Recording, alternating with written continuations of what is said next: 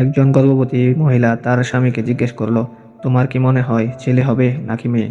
স্বামী উত্তর দিলেন, যদি ছেলে হয় তাহলে আমি ওকে অঙ্ক পড়াবো, ওকে নিয়ে রোজ খেলতে যাব, মাছ কিভাবে ধরতে হয় সেটা শিখাবো। আর যদি মেয়ে হয় তাহলে ওকে কোনো কিছু শেখানোর দরকার নেই। মহিলাটি স্বামীকে জিজ্ঞেস করলেন, কেন? স্বামী উত্তর দিল, কারণ আমার মেয়ে আমাকে দ্বিতীয়বার নতুন করে সবকিছু শিখাবে। কি করতে হবে, কি করতে হবে না, কিভাবে খেতে হবে, কোথায় কি বলতে হবে, না বলতে হবে।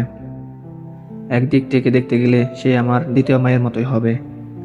আমি তার জন্য কিছু করতে পারি আর না পারি, সে আমাকে চিরদিন নিজের হিরো মনে করবে।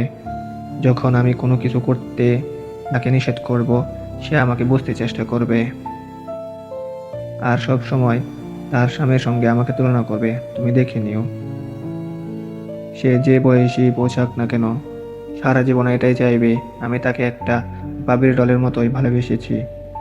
মেয়ে বলেছে সে আমার জন্য পুরো সংসারের সাথে লড়াই করবে।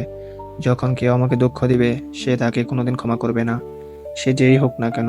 তার মানে তুমি বলতে চাইছো তোমার মেয়ে তোমার জন্য যা কিছু করবে তা তোমার ছেলে তোমার জন্য করবে না? স্বামী, না না, সেটা না।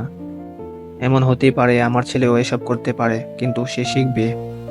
আর মেয়ে এসব গুণ নিয়ে পৃথিবীতে জন্মগ্রহণ করে। স্ত্রী, কিন্তু সে তো চিরদিন আমাদের সাথে থাকবে না, একদিন না একদিন চলে যাবে পরের বাড়ি। স্বামী, হ্যাঁ, সে তো যাবেই, কিন্তু আমরা তার মনের ভিতর থাকবো, এতে কোনো কিছু যায় আসে না সে কোথায় গেল আর না গেল। কারণ মেয়েরা সব সময় বিনা স্বার্থে ভালোবাসা আর দেখাশোনার জন্য জন্মায়। একটা কথা মাথায় রাখবে, মেয়ে ভাগ্য সবার হয় না। যে ঘর সৃষ্টিকর্তার পছন্দ সে ঘরে রহমতের কন্যা সন্তান জন্ম নেয়। আসসালামু আলাইকুম সবাইকে। এমন আরো ভিডিও এবং গল্প শুনতে অবশ্যই আমার এই ফেসবুক পেজটি ফলো দিয়ে দিবেন এবং আমার ইউটিউব চ্যানেলটি সাবস্ক্রাইব করে দিবেন। ধন্যবাদ সবাইকে।